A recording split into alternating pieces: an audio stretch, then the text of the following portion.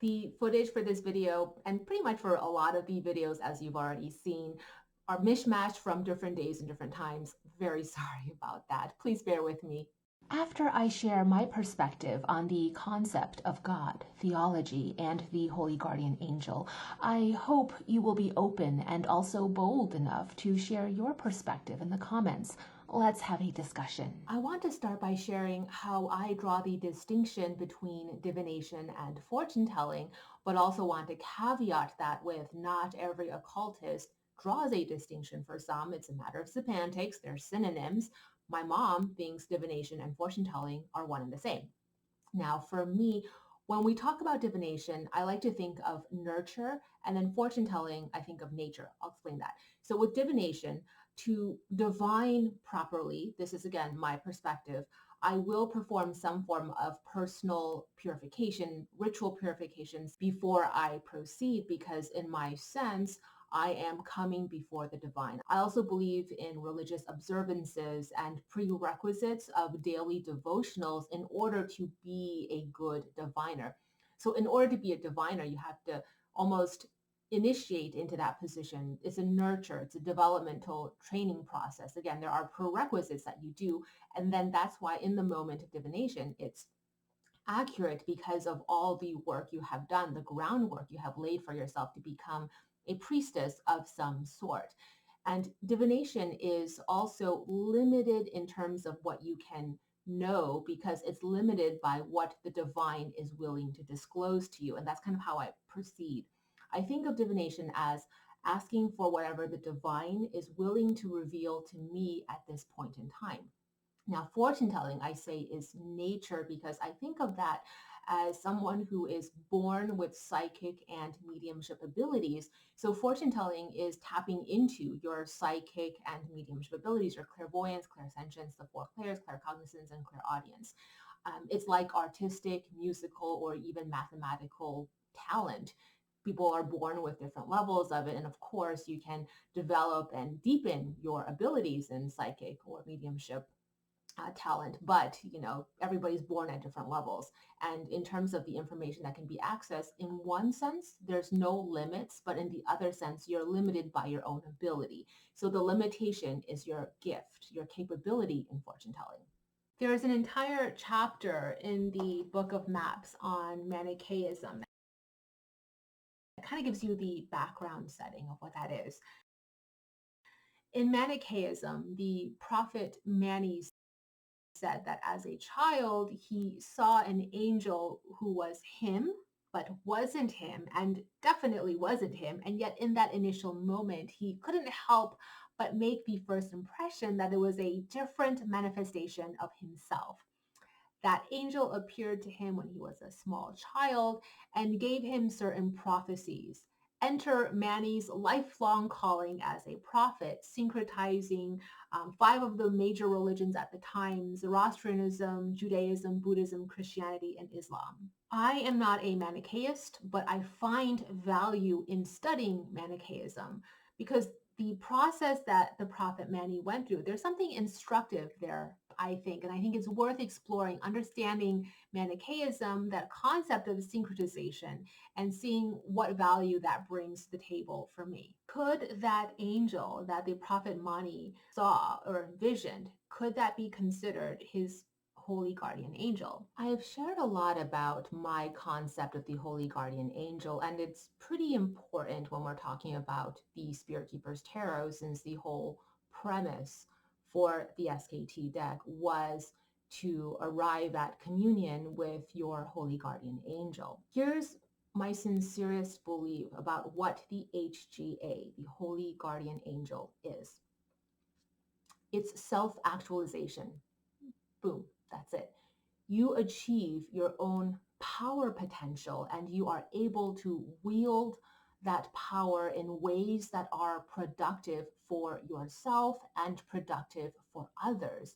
Self-actualization through communion with the HGA is having arrived at your power potential the hard way, through sheer hard work, through toil, through merit. And therefore, because it was hard won by personal experience, you also attained wisdom. Here's the fun part though. We use religious frameworks to get at self-actualization or communion with the holy guardian angel. That's why we talk about angels in a personal guardian divinity sort of way. That's why we invoke by specific names and visualize particular faces. We use really specific epithets and titles. We assign them specific powers and attributes because we are projecting outward our own aspirations and ambitions. So that's just my own opinion, my own conclusion after the personal and very subjective work that I have done for myself is that I don't think of the concept of the holy guardian angel as all that occult or esoteric or woo-woo. It's just another way of describing self-actualization. In addition to using the tarot as a divinatory tool, I also hope that because of what's gone into creating the Revelation edition, that it also is a great tool for theological studies. Theological study being studying the nature of God, the nature of the divine, how we conceive of the divine. It's the systematic study of religious beliefs as well. So it's not just about devotionals to your own religion. It's about a systematic study of many different religious beliefs in the hopes that by studying other religious beliefs, that sort of comparative study approach, you are better able to articulate and understand your own devotional religious beliefs. Using or optimizing the Spirit Keeper's Tarot deck and the Book of Maps for theological study, I think it's so important. I'll present to you why I think it's important. I think it is worth our while to study both orthodox religious systems of belief and syncretic, sincerely held religious beliefs that are more individualized, more cherry-picked almost, and informed by personal gnosis rather than scriptural. And so being able to study both and understand both and finding where you fit in that spectrum is part of your spiritual development. The very first video, I believe, that I made on this channel about the Spirit Keeper's Tarot back during the black and white first edition was commentary about God. And I thought it'd be nice to come back full circle and talk about God in this Revelation edition video series as well. Here, I want to talk first about Spinoza's God, or that concept. I'm really intrigued by the conversations people have around whether Baruch Spinoza, the 17th century rationalist and Cartesian philosopher of metaphysics, whether Spinoza was a pantheist or an atheist. And it's just so interesting to me that those are the two hard-lined options. Essentially, this is his philosophical view. God is the sum of the natural and physical laws of the universe. God is not an individual entity or creator, not a supernatural personal God. Whatever is in God, and nothing can be or be conceived without God. That actually sounds like Carl Jung's belief system based on a totality of quotes that are attributed to Jung or the writings from Jung. Also, Albert Einstein famously was asked whether or not he believed in God. His answer, Einstein's, was that he believes in Spinoza's God.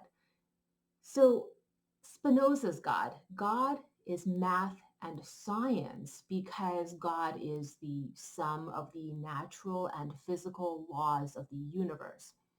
And I think that's why the interesting debate arises. Was that Spinoza's PC way of saying there is no God, and therefore he is an atheist because he believes the only sovereign in this universe is math and science? Or is he pantheist and saying every facet of the universe contains a little particle of God? I'm not going to pretend I know what Spinoza was thinking, but I'm going to talk about my belief in God based on this concept. To me, both are correct. God is the sum of all natural and physical laws. So God is math and science. And if something is not scientifically viable, then it is not of God. But also, there is a God particle contained within each and every one of us. In sentient beings, we see glimmers of that God particle in our consciousness, in our intellect.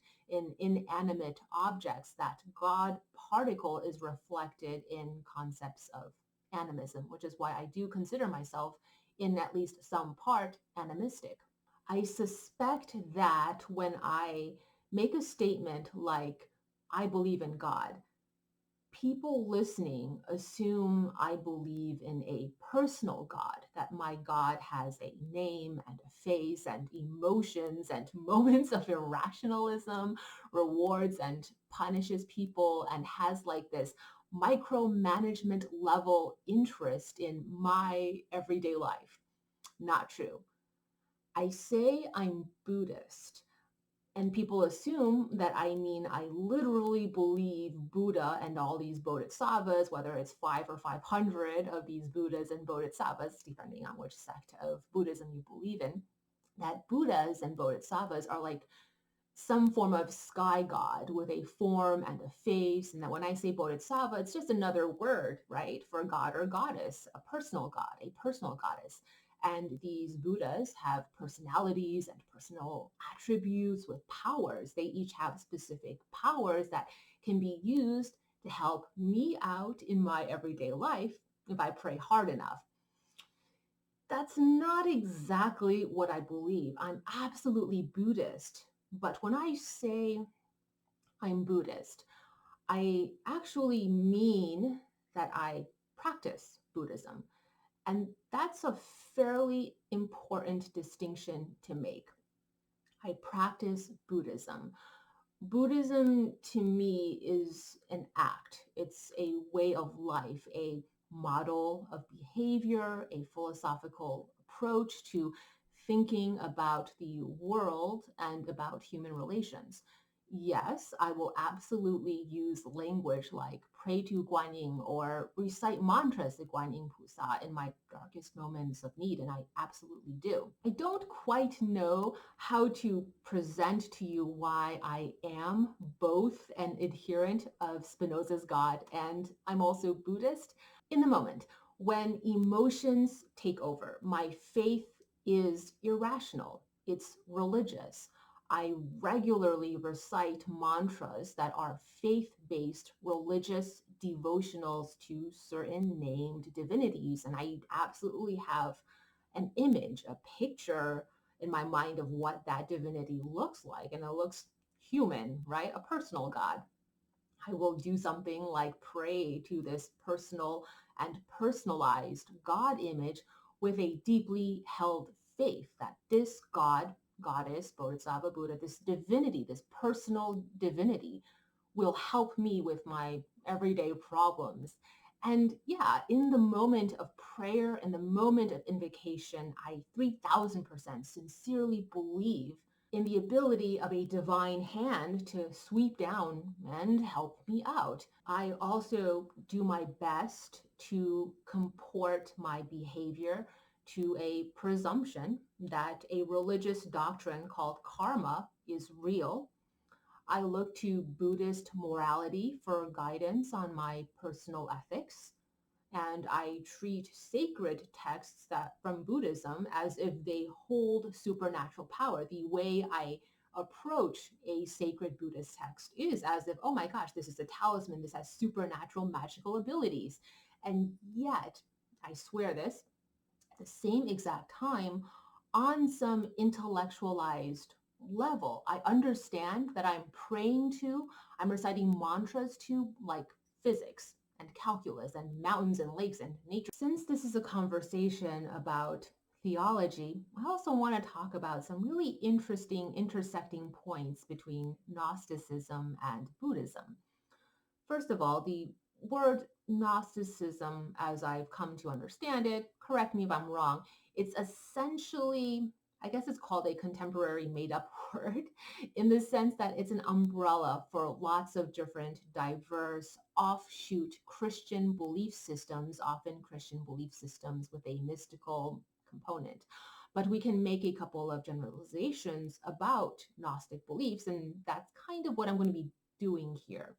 But it is, in a sense, a construct, an after the fact construct. Clarification, when I say contemporary, what I mean is the 17th century. That's when I believe the term Gnosticism was first coined, or at the very least, first seen in written texts.